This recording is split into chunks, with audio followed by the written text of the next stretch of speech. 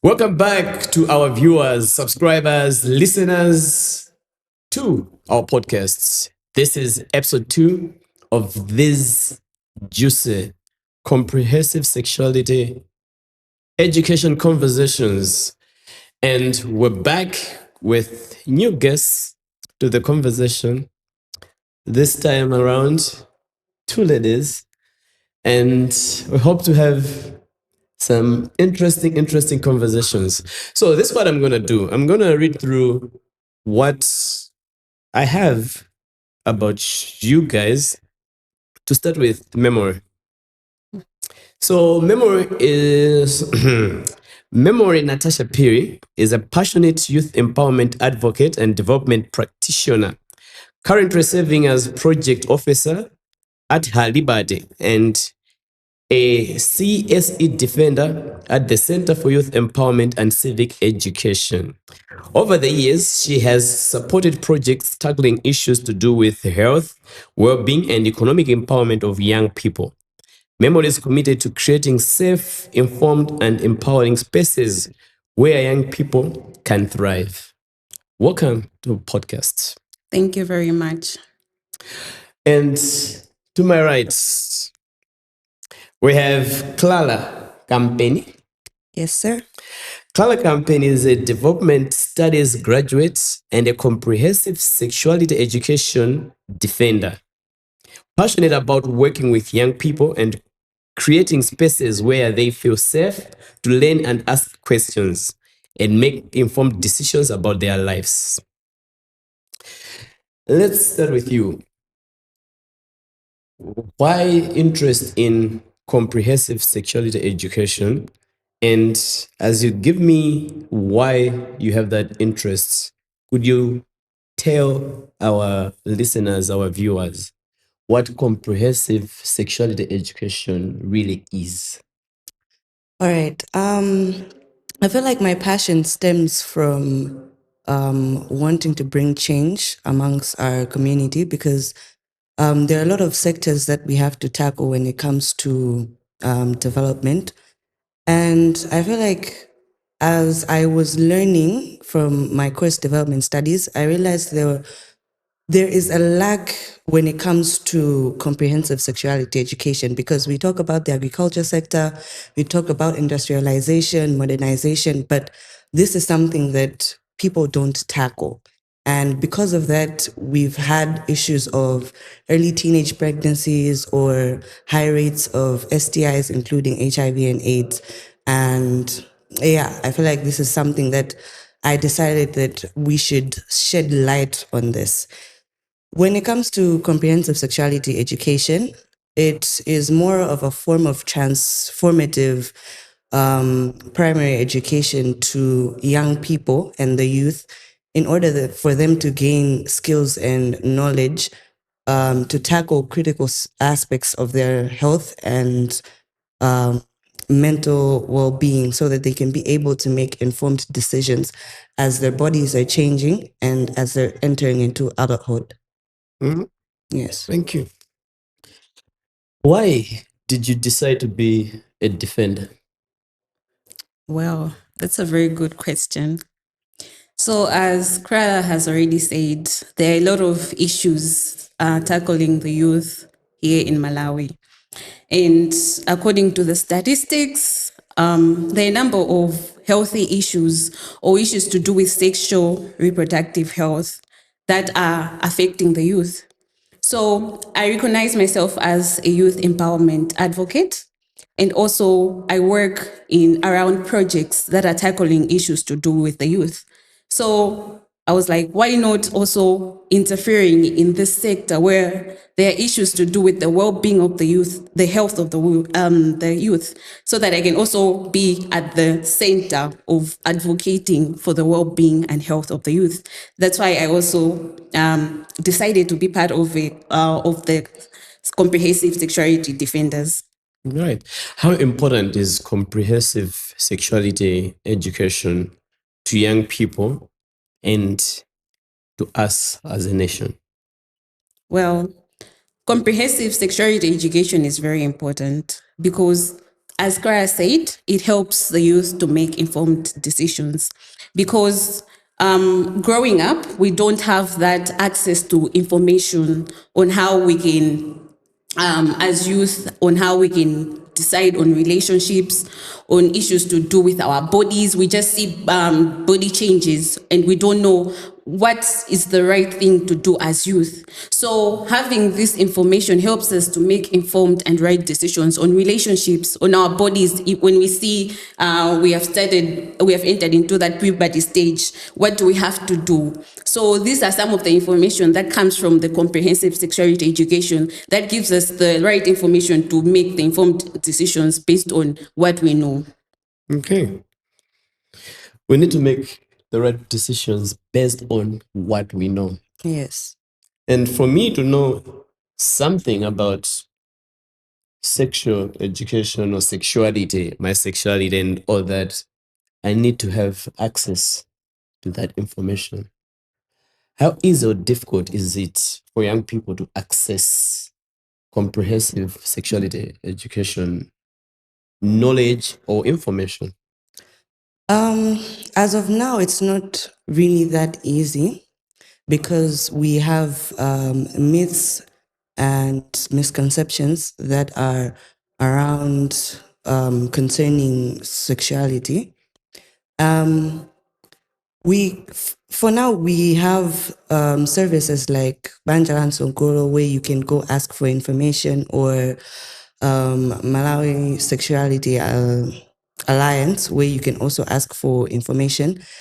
The SAT also created an application known as Youth CSE. I don't know if I'm pronouncing it correctly, but it's spelled as Youth WYZE. Yes.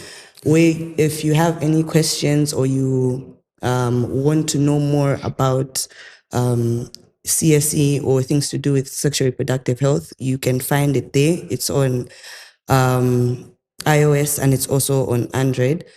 And basically also the internet, when you follow the right people, for example, doctors, nurses, they're also able to give you the right information, not just some random influencer who does not have certifications on these particular topics. Yes. So we have got all these platforms that you have mentioned, and still, achinyamata ambiri amapeza kuti they are not actually getting this information, and that's why we have all these statistics. I heard from our last conversation, kuti, like, is it in Kasungu or Nchinji? Yes, Yes. Kasungu. Kasungu. There have been like about 5,000 plus teenage pregnancies between January to May. That means young people are unable to actually access information that helps them to protect themselves when it comes to their sexuality. What are the barriers that you actually know that prevents wachinyamata kuti, one, akapeze information, two, for them to actually get the services that protect them? What are the key barriers? So I think the biggest barrier in our society are the social norms, because culture is another thing that misleads us. It comes with information yoti siyogwirizana ndizinto zomwe achinyamata ngati achinyamata tikuyeneka kupanga, but izikhulupiriro zosiyana-siyana zomweso zimabweretsa it misleads achinyamata. So one thing about comprehensive sexuality education is that it is an approach that uses scientifically proven information, of which social norms, my initiation ceremonies, kaya, I don't know, chinamwali, jani, so says, makaguti, the information that is coming is not accurate. Yes, the information is there, but then it's not accurate. And the information you may so misleading than achinyamata. So I think that culture is one of the barriers that has actually given us that gap in information. Kuti achinyamata, they can actually have that information on comprehensive sexuality education. And I think part of the question was how best can we tackle? So I think we can work with the community themselves, because we can't run away from the communities. We were raised in the communities, we were brought up in the community. So we can actually use those structures, the same structures that are within our communities, so that we can raise awareness and actually be able, using the same platforms, we can actually utilize the same platforms to actually give Ashinyamata the right information that they actually deserve to know. Okay. Yes. Growing up, one of the things that I experienced, is that now is ambile when you are a person who openly discuss sexuality, nkhani zokugonana, people usually look at you as someone, a perv. Or immoral. You are immoral, Yes. basically. And I think a lot of people choose not to have conversations or discuss sexuality issues for the fear of being judged as immoral. What's your experience as a defender with that judgmental aspect, even illegal within the communities? I feel like it's an issue of open-mindedness. Yeah, because we have to wake up to reality. These things are bound to happen. When it comes to even parents trying to keep you away from these things or being closed about these things, they're bound to happen as we're growing, we're human, right? So I feel like it's more of being open-minded to the fact that we now need to accept talking about sexuality and sex, because at the end of the day, we're getting really high rates of teenage pregnancies. And we're not just talking about 13 to 19, we're talking about 10-year-olds also involved in the statistics of teenage pregnancy, which is very harmful, because as Africans, we're blessed enough to have youth. There are other European countries that don't have the youth, and they're trying to employ the youth from African countries. We're blessed enough to have the youth because we believe that the youth are our future for development, right? So if the youth are being affected in a way that now teenage pregnancy is happening, it's also affecting our economy, because now they're not able to contribute anything to our economy. So we have to be open-minded in the sense that, fine, we've created this circle around it that it's immoral or you're gonna be judged about it, but we have to wake up and realize that it's there. It's something that we need to talk about. We can't continue to hide from it anymore. Otherwise, it's going to affect us negatively. Okay. Sorry, Talking Dennis, about it, yeah. maybe let me just also add something on that. I think so one of the platforms where CSE is delivered here in Malawi is through our curriculum, and that is through life skills, biology, or social studies. But when you see the content that is there, it's just surface, like the basics. They don't go deep because but when you see in the statistics, the cases are starting from when I know there are 10 years, meaning right now, another 10 years, and akudziwa zinthu zazikule. So even when tikamapanga curriculum atwaja tukupanga kuti ayi anthu andana koma anaonda umapanga zinthu zotani zazikulu. So I think we can also take it from there that, okay, now we should revise the curriculum itself. Let's also give the right information to even from these 10-year-olds. Okay, how can they handle these things as children? So I think maybe also we can also take it back into curriculum yathu kuti akhuza kuti thandizaso kuti anawo azidzwadi zinthu zomwe akuyeneka kupanga through the curriculum. Okay. But now, pano pamene dziko lilire, we have the internet and there's information probably all over. Yes. So we know kuti there are also young people that have privileges right now, alindima phone, and actually kids are having phones at a very young age. At 3 months old, they're already tapping on Cocomelon and all those things, and then they'll tap on some application, they'll still access some information and gets into their heads. As defenders, how do you deal with misinformation? Because young people now trust the internet. They trust all their influencers and they hear, oh, that girl did this and oh, that girl. So what do we do as a country to make sure that misinformation does not creep in too much, that they trust the internet than the education that you guys are advocating for? Yeah, I think the information is already there. If you know, that's why we're coming in. So the information is already there. It's on the internet. There's nothing we can do. We can't bring it down. But then as CSE defenders, now we are coming in that, okay, we have seen that there's a lot of misleading information on social media. So we are using the same platform now to actually advocate or give awareness to people on what is now the right information. That's where now as CSE defenders, we are coming in. Good, okay, and to what? Internet is no. This is what the policies are saying. This is what information from the books, now from the context itself, taona kuti into background is with that information mukutengayo makoze sakendawo. So now if I want to go manje ndino and to the community itself kapena anthu amene akuona pa social media kuti no adziwe kuti no, this is the right thing that you have to do, this is the information yomwe ikhoza kuthandizani kuti mupange ma decisions oyenera. In addition to that, for me, it's more of an advice to the youth that with technology these days, the coming in of AI and all that, there's a lot of misinformation on the internet. And I feel like for the youth, it would be best if you were to take advice from someone, you have to make sure that that person is even certified to give out that particular information. Because I can come on the internet and start saying a lot of things that aren't true, and people are going to believe it, not knowing that I'm not even certified enough to talk about such information. So as the youth also, we must make sure that the information that we're grasping from that particular person is also from someone who's certified enough to talk about these particular things. Okay. Yeah.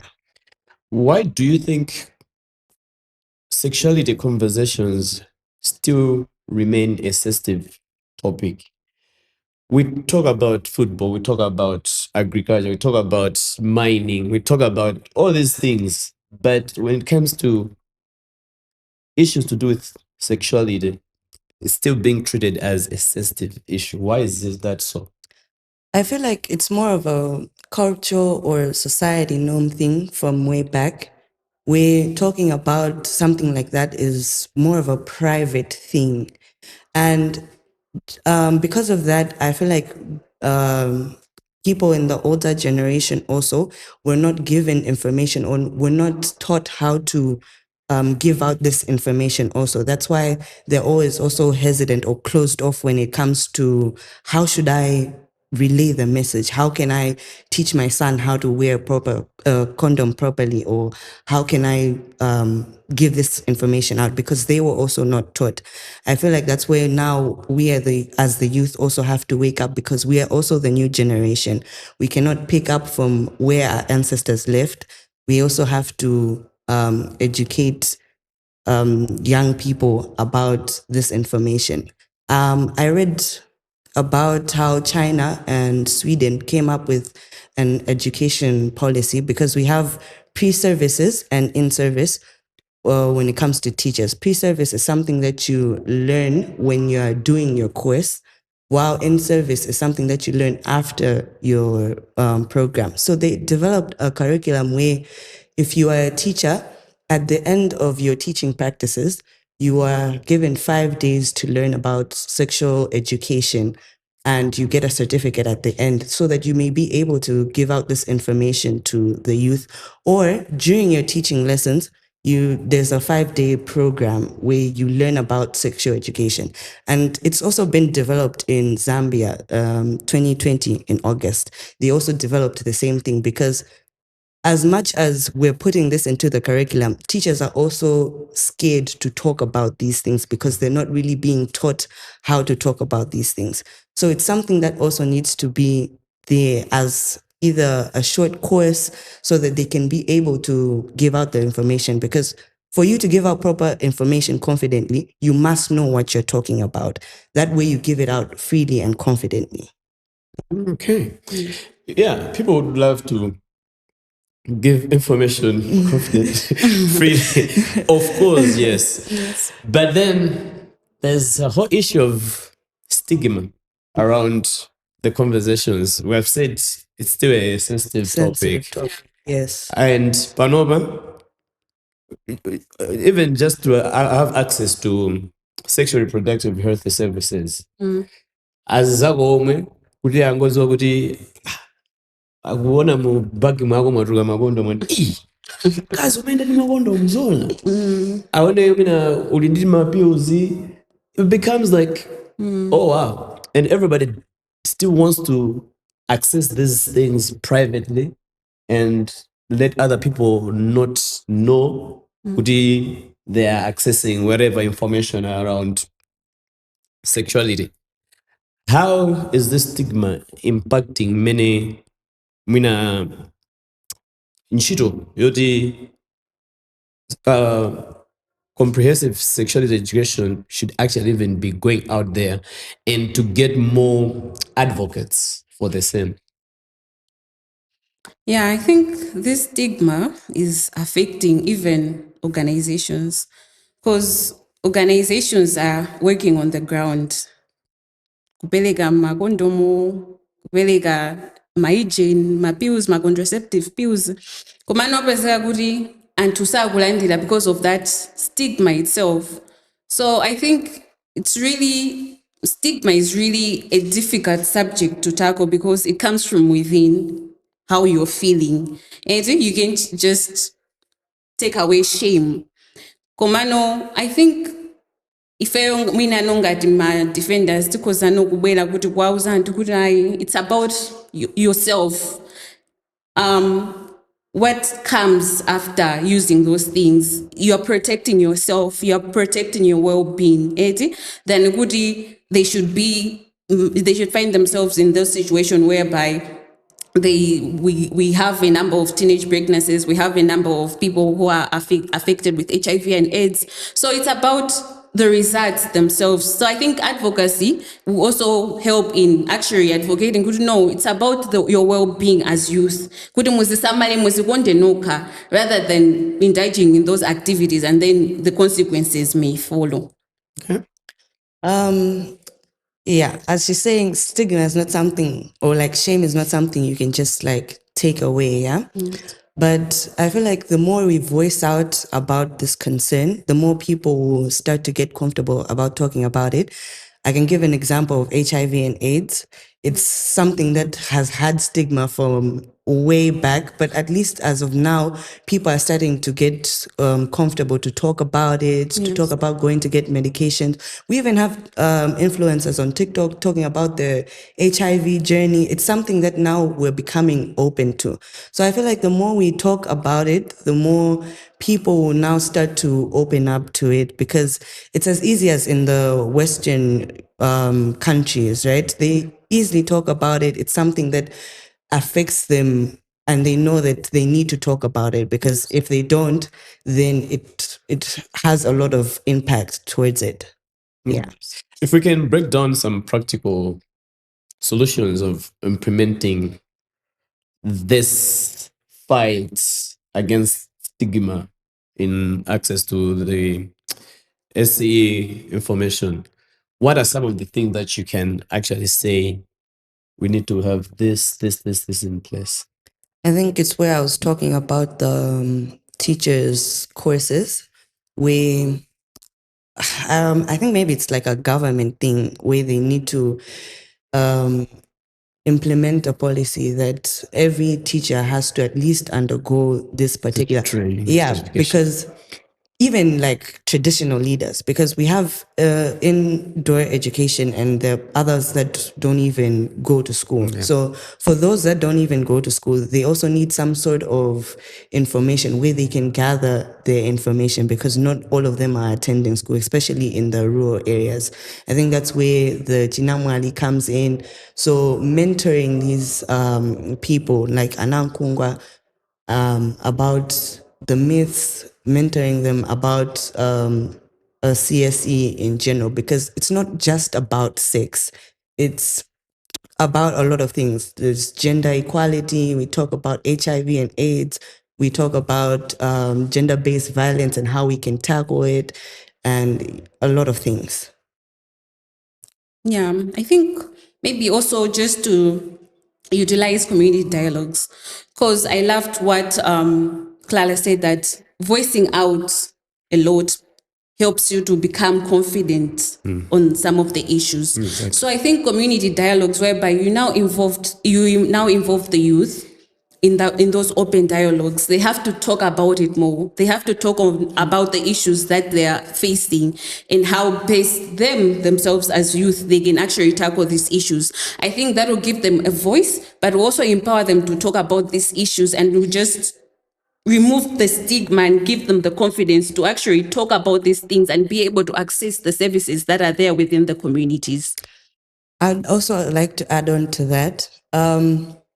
With CSE, right, I can give an example of someone who it's really helped. If you heard the story of the girl, Dawama Muhammad, she's the first girl in her district to write MSCE Standard 8.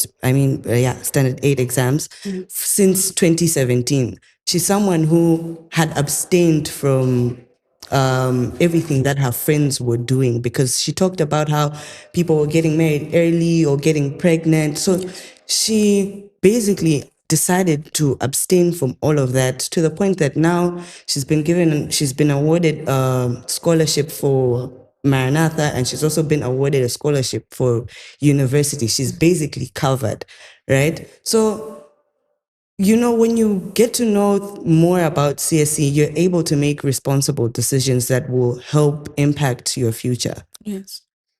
If you were to make a call to action as we conclude this conversation, and you want to speak to a certain power that be, and you hope if you can make this call, things will happen, what could be that call? Yeah, I think that call would be to the youth, because the government are working. I think the ministry is working, organizations are working. It's up to us. There are a lot of organizations that are working, trying to tackle issues of HIV and AIDS, trying to tackle issues of early or teenage marriages, teenage pregnancies. But then we're still receiving a lot of issues, enormous issues. So I think the call to action is from us, the youth, that no, we need to take a step now. Whatever initiatives are coming, let us also be there to be able to actually adapt, or be able to embrace them, so that we see the change, because change begins with you. And the stigma, which I think we should also stay away from the stigma, because as I've already said earlier on, that it begins with you. If you don't love yourself, then who will love you? So it begins with you. If you take care of yourself, if you embrace the change or the initiatives that are coming, then I think we will actually have a healthy youth. Yeah. I'd just like to add on to what she's saying. There's a saying that says you can take a donkey to the well, but you can't force it to drink the water, right?